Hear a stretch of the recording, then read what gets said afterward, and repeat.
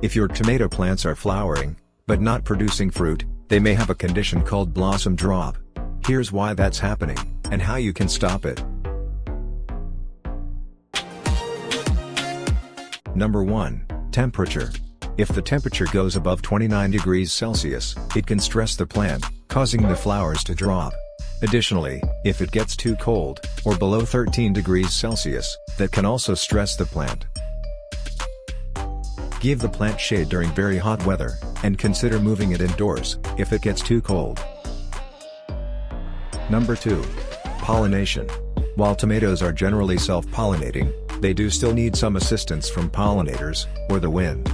If both of those are lacking, you can try to manually shake the plant, or try to attract more bees, by planting more flowers.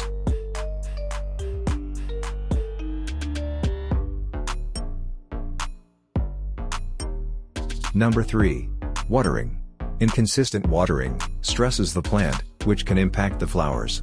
Keep the soil evenly moist, but not waterlogged. Number 4.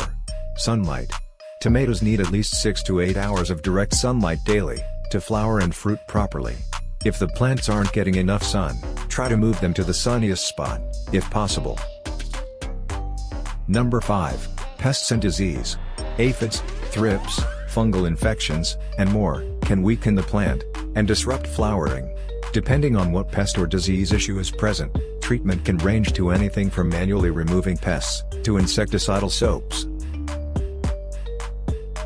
Another factor that could be causing fruiting issues, is too much nitrogen in the soil. Excessive nitrogen encourages leafy growth, at the expense of fruit and flowers. If possible, use a fertilizer lower in nitrogen, and higher in phosphorus. If you follow all these tips correctly, you should expect tomatoes to start forming soon.